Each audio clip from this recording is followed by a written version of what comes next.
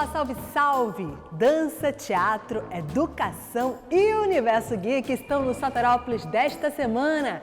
Veja o que vem por aí.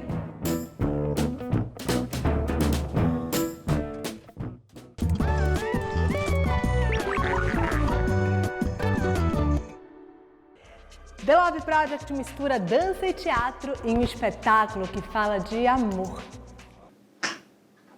Acabou! Eu vou fazer questão de gritar para o mundo inteiro ouvir. Você está me ameaçando? Você não tem coragem? Você não é macho para isso? Ah, o amor. Quem nunca se apaixonou que atire a primeira pedra.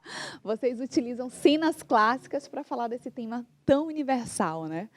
Quais são essas cenas que vocês selecionam para falar do The Love Project, um projeto do amor? Exato. É um projeto de amor, né?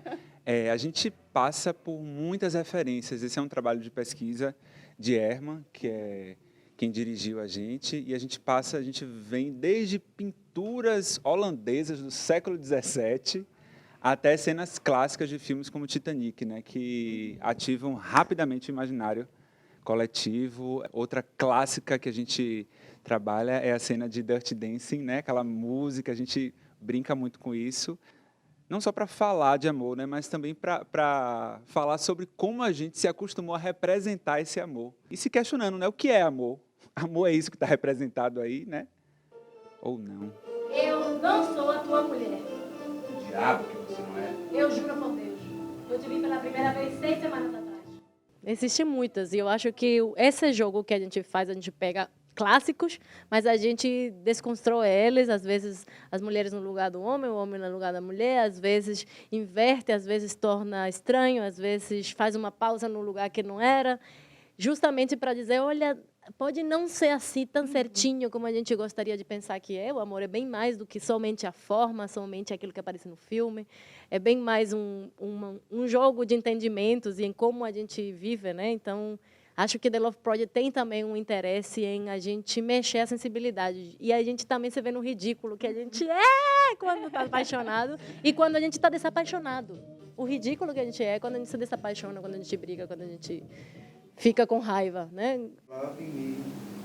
Quem sabe isso quer dizer amor? What's love got to do with it? What's love but second-hand emotion? E como é que foi esse trabalho com Herman, a direção de Herman? Ele tem um trabalho que... Ele já tem uma intenção de trabalho, tem uma pesquisa dele que ele trabalha através de referências de imagens, fotografias, pinturas, e a partir da representação desse corpo, desse gesto que aparece nessas imagens, como é que isso vira movimento, né? Isso ele fez no primeiro momento que ele estava aqui, na primeira residência, e isso foi o ponto de partida, assim, o embrião que gerou esse primeiro duo que a gente fez, né? E a partir disso a gente começou assim, a extrapolar, a gente não era mais a imagem 2D que a gente se baseava, a gente começou a trabalhar com referências de filmes, de músicas, assim. É todo referenciado o trabalho. E Herman também já tem na trajetória dele o lance de trabalhar não só com bailarinos profissionais, mas com bailarinos amadores, que é como eu me descrevo e me categorizo.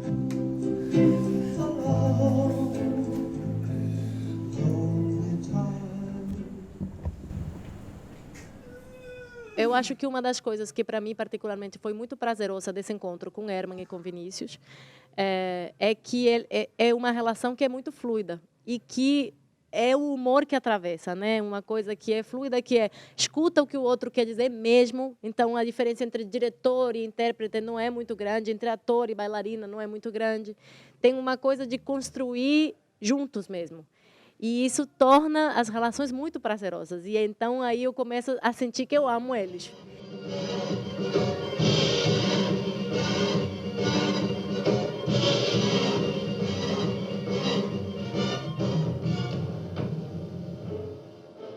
Vamos conhecer agora um projeto de educação super especial. Aqui falou nossa história, idealizado pela educadora baiana Rosângela Scioli.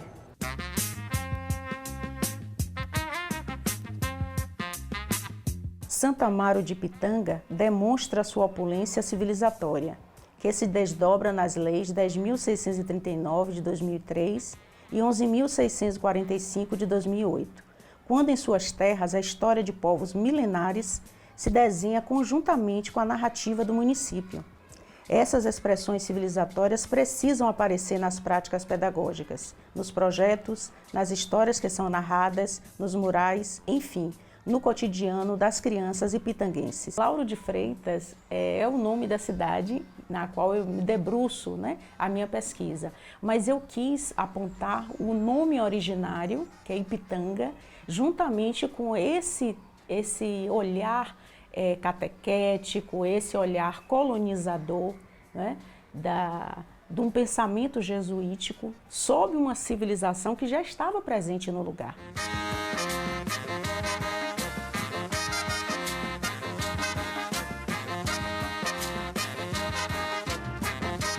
O livro propõe uma discussão importante sobre a riqueza desses conhecimentos milenares que estão tão perto da escola, estão no entorno da escola, que pulsam a vida desses estudantes, não é?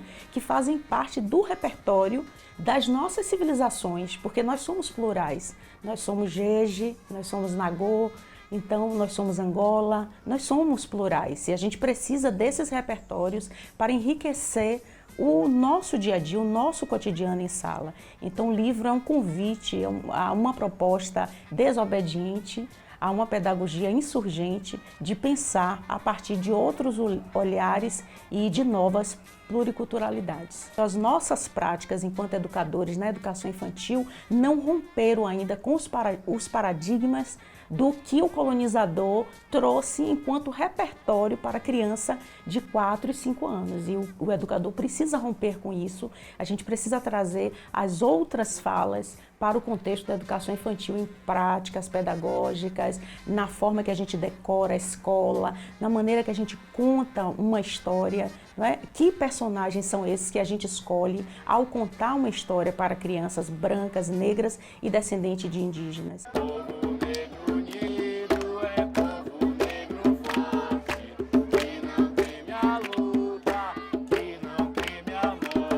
Criou-se uma proximidade com a perspectiva de pensar a educação a partir de um outro olhar, que é o nosso olhar, é o nosso lugar de fala, o lugar de fala do afro-brasileiro, do africano, do indígena, das mulheres.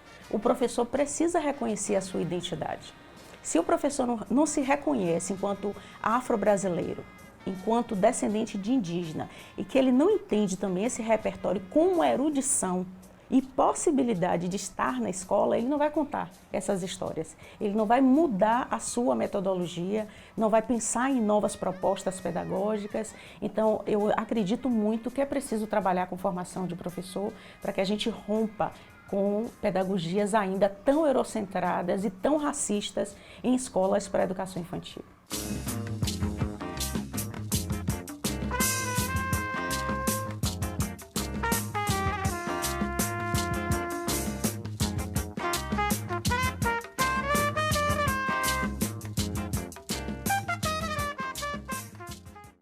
A gente vai agora para aquele breve intervalo, coisa muito rápida, só o tempo de você se alongar, se hidratar, esticar as perninhas. Daqui a pouquinho a gente volta com mais Soterópolis. Até já!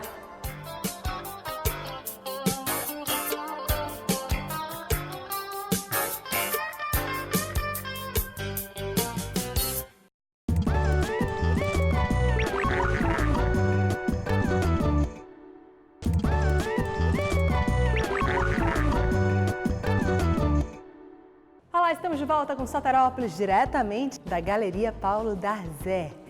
Geek Tour Adventures é o nome da série baiana que mostra a viagem do diretor Rodrigo Luna e também de toda a sua equipe por destinos nerds do Brasil. Vamos acompanhar.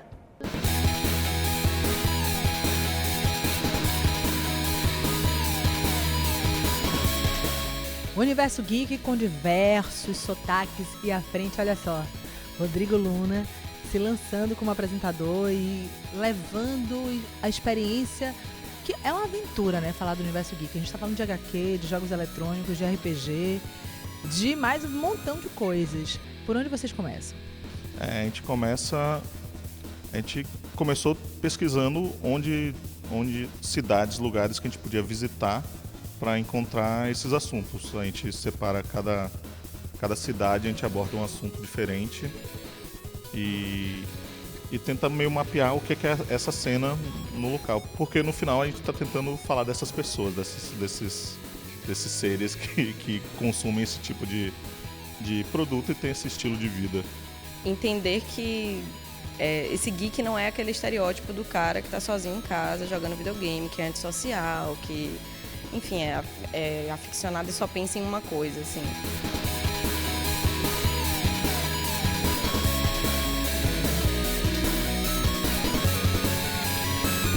A gente conseguiu viajar para vários estados, então a gente consegue ter vários sotaques na tela.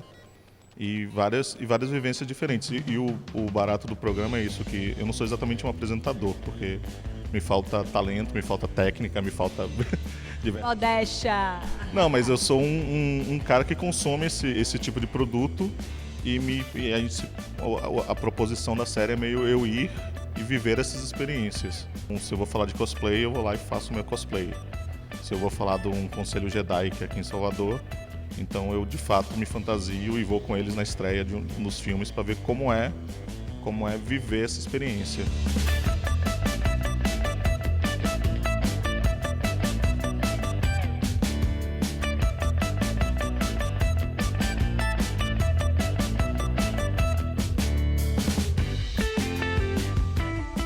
Primeiro, mostrar que esse universo é muito amplo e variado, assim, que existem muitas tribos de geeks, digamos assim, né? Muitos interesses diferentes que às vezes nem se cruzam. E segundo, mostrar que no Brasil, apesar do que muita gente pensa, assim, a gente tem muito produto, muito evento, muita gente consumindo isso, assim, né? E vivendo essas experiências.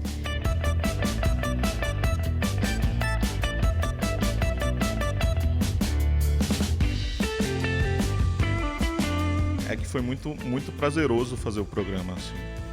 Porque foi de fato, éramos 4 pessoas num carro, indo para lugares e vivendo experiências que nos interessavam. Eram temas que a gente estava a fim de encontrar e entender o que era.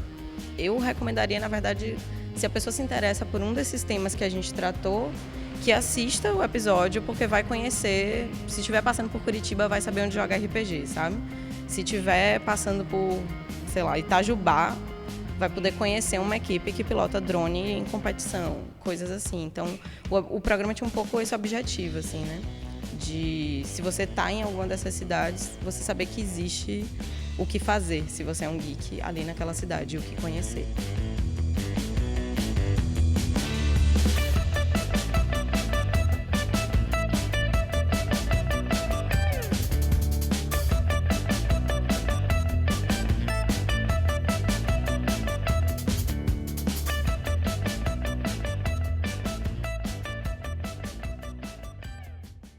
Tá aí, depois de toda essa aventura pelo universo geek, vamos agora para o melodramático. A turma da Dimente Produções Culturais está com um novo espetáculo no Goethe Institute em Salvador. Vermelho Melodrama, texto de Gilda Oliveira e direção de Jorge Alencar. Essa é a história de uma carta que foi desviada. Essa é a história de uma carta que foi interceptada. Querido Jorge Alencar, assisti teu espetáculo Vermelho Melodrama e fiquei bastante interessada em saber mais sobre o processo criativo e o gênero melodrama.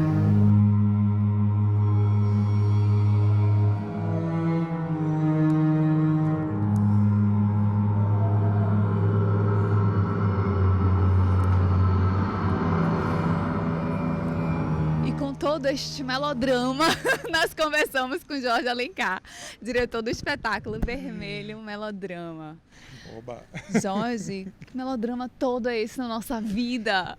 No fundo, nossa vida é um grande melodrama, né? Cheio de reviravoltas, de revelações, de segredos inconfessos. Eu sinto que o melodrama está espalhado na vida de todo mundo, como está espalhado nas coisas que a gente escuta, lê, assiste. Eu sinto que o melodrama está muito mais presente na nossa vida e na nossa cultura, muito mais do que a gente se dá conta. Lourdes Maria foi criada nessa casa como uma filha, e veja só como ela retribuiu. Foi embora, sem dar explicações. Ela não teve consideração por nenhum de nós. Tia Júlia, coitada, que Deus a tenha, morreu à míngua esperando uma notícia. E esse melodrama do processo criativo do espetáculo?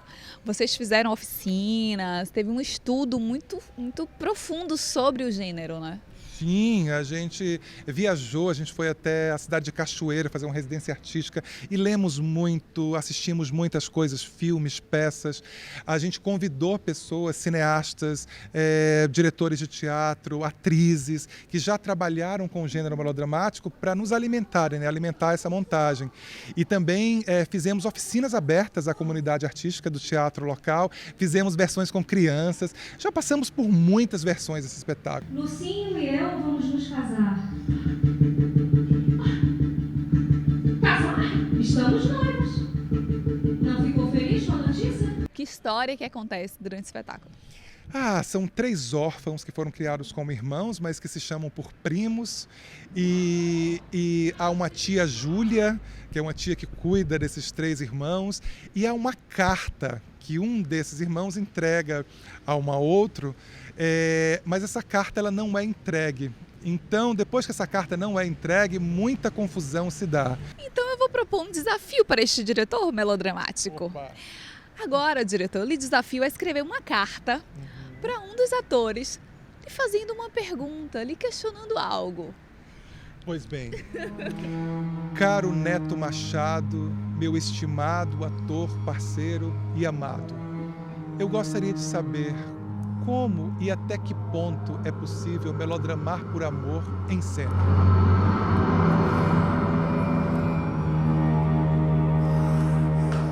Na verdade, eu fico pensando sobre essa relação de melodramar por amor em cena e fico pensando na relação de como é causar emoções na gente e no público que possam gerar movimento de vida. Quero dizer com isso assim, que eu acho que quando a gente tem a emoção à flor da pele, a gente fala assim, eu tô com a emoção à flor da pele, é porque a gente tem um motivo de se mover, de fazer alguma coisa, de mudar, de ir atrás do que a gente quer. Então agora eu também vou querer mandar uma carta e vou mandar uma carta para Fábio Osório, o outro ator da peça.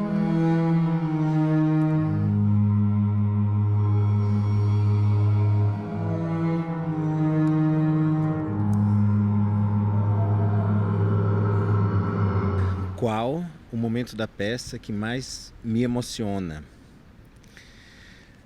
O momento da peça que mais me emociona é um momento quase que em primeira pessoa, é um momento que a gente foge um pouco da fábula, é uma das inúmeras quebras, que é quando eu falo sobre o fato de eu ser um ator negro, de ser uma pessoa negra, não necessariamente um ator. O mundo hoje, da forma que ele se constituiu, da forma que ele foi construído, ele interfere na possibilidade de eu ser amado, de qualquer pessoa negra ser amada. Isso é uma parte que me toca bastante, é uma parte que para mim é muito emocionante e talvez para mim seja a parte mais importante, a minha parte mais importante em Vermelho Melodrama. Nosso amor acabou e foi por um tormento, tudo pegando fogo, a avenida trancada em engarrafamento. E olha só, Vicky Muniz está com 2 exposições em Salvador. Handmade aqui na Galeria Paulo D'Arzé, onde estamos, e também Imaginária, lá no Museu de Arte Moderna da Bahia. Dupla oportunidade para conhecer o trabalho do artista. Vamos nessa?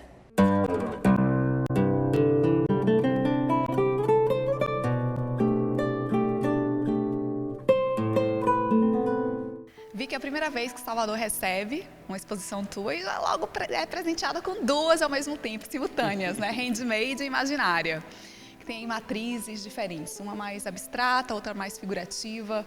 Como é que essas exposições dialogam entre si e com esses espaços onde elas estão? Eu acho que foi muito tempo, né, até ter uma exposição individual aqui em Salvador, é um namoro que eu tenho com a cidade longa data e elas são complementares no sentido que elas tratam de uma temática que é presente no meu trabalho o tempo todo, que é assim, uma espécie de questionamento sobre o que é real, o que é material e que faz com que as pessoas tenham que olhar um pouco mais com atenção, né, a imagem para ter um pouco de discernimento, né?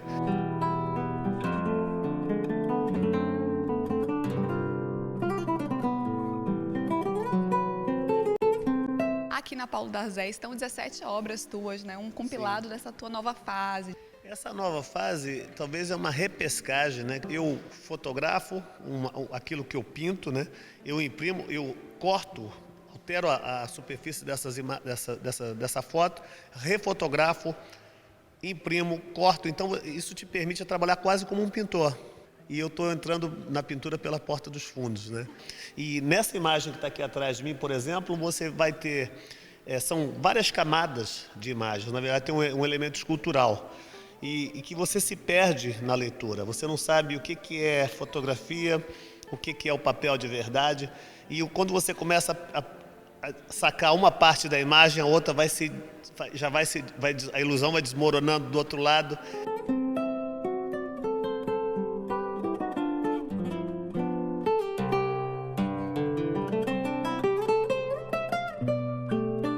Nas duas exposições, vi que parte da fé e da religiosidade. Em Handmade, ele se inspira nas religiões de matrizes africanas e na baianidade, onde o que parece ser uma foto não é. O que parece ser um objeto, na verdade, é uma imagem fotográfica. Já em Imaginária, ele utiliza milhares de recortes de catálogo de exposição para construir imagens sacras.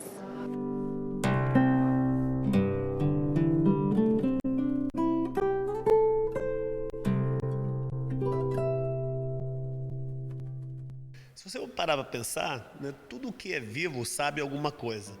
E o que nos diferencia de todas as outras espécies é o fato que nós acreditamos. Acreditar uma propriedade é exclusivamente humana, né? Eu não sou uma pessoa, eu não sou propriamente religiosa, né? Eu não vou na missa todo dia ou todo domingo, mas eu sou uma pessoa extremamente interessada em religião como um todo. E essas ferramentas que nos permitiram até hoje desenvolver a crença, desenvolver a fé, elas são interessantes sim.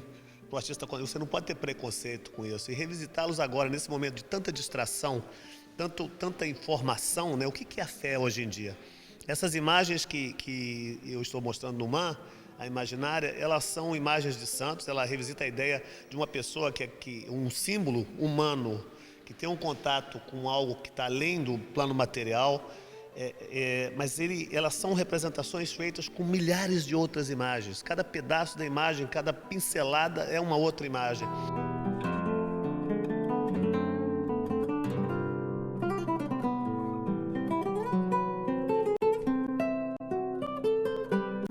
Ele tem uma linguagem, uma versatilidade que, na verdade, traduz assim um gênio da arte brasileira. E eu acompanho já há muito tempo o trabalho dele. E essa exposição somente orgulha a Bahia de poder ter aqui. Eu sinto que, além do domínio total que ele tem, absoluto, a impressão que eu tenho é que ele se diverte para valer. A colagem, ela funciona como pinceladas de tinta. E você cria uma anatomia em cima do papel colado. É impressionante a técnica. A ideia é exatamente a gente inserir a Bahia num cenário da arte internacional. Desde Varejão e agora com o VIC, a gente demonstra essa capacidade dos equipamentos museais do Estado de receberem grandes exposições e grandes mostras.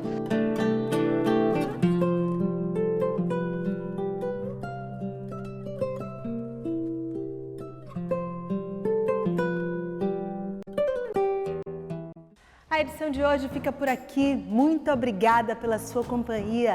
Para ficar por dentro de todos os nossos assuntos, você já sabe. Basta seguir a gente nas redes sociais, Facebook, Instagram, Twitter. Pode ainda rever toda e qualquer edição desta temporada acessando o nosso canal YouTube ou mandando aquele alô que a gente adora, 71-3116-7377, soterópolis@gmail.com.